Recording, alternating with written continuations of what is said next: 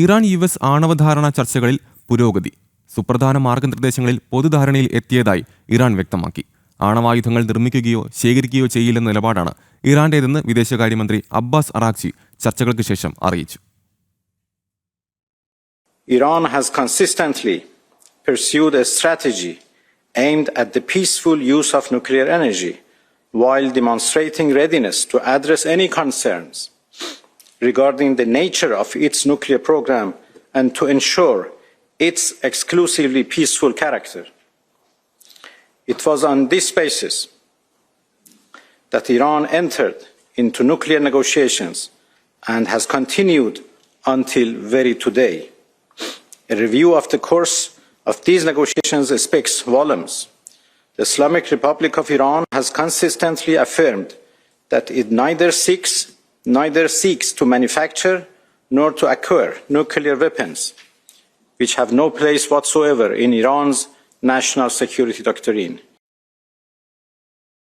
ജനീവയിൽ ഒമാന്റെ മധ്യസ്ഥതയിൽ നടന്ന രണ്ടാം ഘട്ട ചർച്ചയിലാണ് പൊതുധാരണയായത്.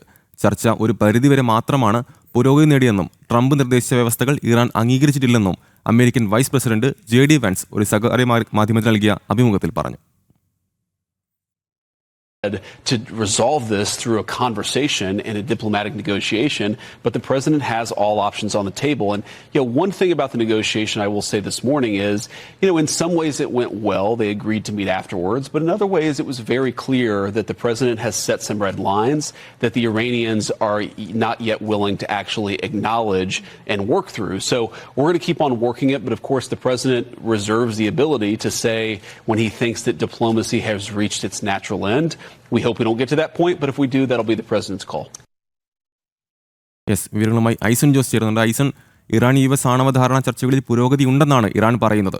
സുപ്രധാന ധാരണകളിൽ പൊതുധാരണ എത്തി എന്നൊക്കെ വ്യക്തമാക്കുന്നുണ്ടെങ്കിലും അതേസമയം തന്നെ ട്രംപ് നിർദ്ദേശിച്ച ഒരു സ്ഥിതിവിശേഷം ഇതുവരെ നടക്കുന്നില്ല എന്ന് തന്നെയാണ് JD വാൻസ് പറയുന്നത്, അല്ലേ? വിവരങ്ങൾ. രണ്ടുപേരുടെയും വാക്കുകളിൽ ചില പൊരുത്തക്കേടുകൾ നമുക്ക് വായിച്ചെടുക്കാൻ സാധിക്കുന്നുണ്ട് എങ്കിൽ കൂടി അതായത് അബ്ബാസ് അറാഗ്ചി പറഞ്ഞ വാക്കുകളിൽ നിന്നും അതുപോലെ തന്നെ JD വാൻസിന്റെ വാക്കുകളിൽ നിന്നും ഒരു പൊതുധാരണയിൽ എത്തി എന്ന നിരീക്ഷണത്തിലേക്ക് എത്താൻ സാധിക്കുന്നുണ്ട്. അതായത് പ്രധാനപ്പെട്ട പല ഘടകങ്ങളിലും പൊതുധാരണയിൽ എത്താൻ തയ്യാറാണ് എന്ന് തന്നെയാണ് ഇറാന്റെ നിലപാട്. അത് നമുക്ക് മനസ്സിലാക്കാനും സാധിച്ചിരിക്കുന്നു. ഇറാന്റെ വിദേശകാര്യമന്ത്രി അബ്ബാസ് അറാഗ്ചിയുടെ വാക്കുകളിൽ നമ്മൾ കേട്ടത് ആണവായുധം നിർമ്മിക്കുന്നതിനുള്ള നീക്കങ്ങൾ ഇറാന്റെ ഭാഗത്തു നിന്നുണ്ടാകില്ല, അത് ആണവായുധം നിർമ്മിക്കാനോ അത് ശേഖരിക്കാനോ ഉള്ള നീക്കങ്ങൾ നടത്തില്ല എന്നാണ് അറിയിച്ചത്. അതായത് ന്യൂക്ലിയർ പരീക്ഷണം നടത്തുകയാണെങ്കിൽ അത് ആയുധ നിർമ്മാണത്തിനായി പ്രയോജനപ്പെടുത്തില്ല എന്ന നിലപാട് വളരെ കൃത്യമായി ഇറാൻ പറയുന്നുണ്ട്. ഇറാന്റെ വിദേശകാര്യമന്ത്രി അക്കാര്യം അറിയിക്കുകയും ചെയ്യുന്നുണ്ട്. പക്ഷേ മറ്റെല്ലാ കാര്യങ്ങളും ഒരു പൊതു നിലപാടിൽ എത്താൻ സാധിച്ചിട്ടില്ല എന്നാണ് നേരത്തെ അമേരിക്കൻ വൈസ് പ്രസിഡന്റ് JD വാൻസിന്റെ വാക്കുകളിൽ നിന്ന് മനസ്സിലാക്കാൻ സാധിക്കുന്നത്. അതായത് ട്രംപ് മുന്നോട്ട് വെച്ച നിർദ്ദേശങ്ങളെ പൂർണ്ണമായും അംഗീകരിച്ചു കൊണ്ടല്ല ഈ നീക്കങ്ങൾ നടന്നത് എന്നാണ്. മറ്റൊരു സുപ്രധാന സൂചന കൂടി വരുന്നത് ഈ നീക്കം, അതായത് ട്രംപ് നിർദ്ദേശിച്ച നീക്കങ്ങൾ പൂർണ്ണമായും അംഗീകരിച്ചിട്ടില്ല എന്ന് ഇസ്രയേലിനെ അറിയിച്ചിട്ടുണ്ട് അമേരിക്ക എന്ന ഒരു നിർണായകമായ വിവരം കൂടി ഇപ്പോൾ പുറത്തു വരുന്നുണ്ട്. സ്വാഭാവികമായും ആ സാഹചര്യം ഉണ്ടാകുമ്പോൾ അത് കുറച്ച് ഗൗരവമേറിയ ചർച്ചകളിലേക്ക് തന്നെ കാര്യങ്ങൾ പോകുന്നു എന്നാണ് മനസ്സിലാക്കാൻ സാധിക്കുന്നത്. മറ്റൊരു സുപ്രധാന ഘടകം എടുത്തു പറയേണ്ടത് 2 ആഴ്ചയ്ക്ക് ശേഷം തുടർ ചർച്ചകൾ ഇക്കാര്യത്തിൽ ഉണ്ടാകും, വീണ്ടും ചർച്ചകൾ ഉണ്ടാകുമെന്നാണ്. ഒമാന്റെ മധ്യസ്ഥതയിൽ ജനീവയിലാണ് ചർച്ച നടന്നത്.